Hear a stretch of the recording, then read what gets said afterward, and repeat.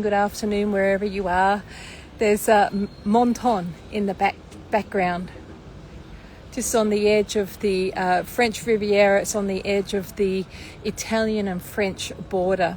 I showed you yesterday where the Italian border was.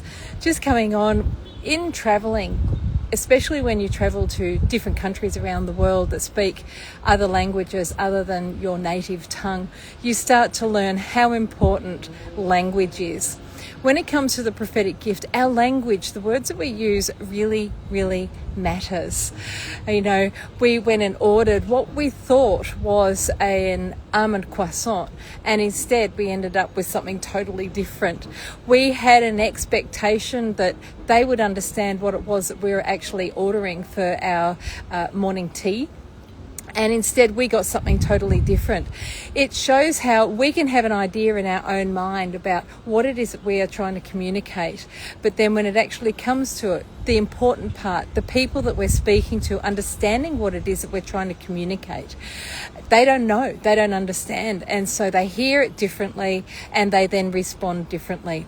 Language really matters. I have a beautiful story that worked out well in the end, but I can remember someone prophesied over me, or they tried to encourage me, saying something to me, which in Australia actually was an insult, but in America it was an incredible compliment to say to someone. And I can remember as I was prophesied over by this beautiful hearted one who thought that she was doing something really lovely for me, I was devastated that she said what she said. And it took me a long while to actually get over it. And what I realized was that in the end, I found out that what she was communicating to me was in actual fact a word of encouragement, a word that was saying to me that I was doing things with absolute excellence. But in Australia, it didn't mean that at all. It was actually a downright insult. And what I learnt was that sometimes people will be communicating something that they think is encouraging, comforting and strengthening. But in actual fact, the recipient of the word is hearing it in a different light.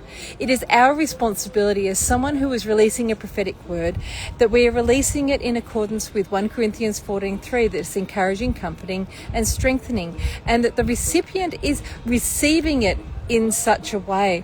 This is why it is so important that we are willing to be responsible with our words. We're willing to have our words assessed, and for people to kick back and say, what do you mean by that? Can you please clarify? You know, it's so important in this day of fast food prophecy that we're very careful with our language and that we are held accountable with what it is that we are communicating. I love what some of the people that comment on a lot of my socials, they'll be, what do you mean by that? Is this what you mean? Can you please explain a little bit more? And they engage and they learn and they ask questions, and it pushes me to learn how to communicate and to want to communicate with greater clarity. But anyway, enough from me. I just thought I'd tell you how important it is. Our language really does matter.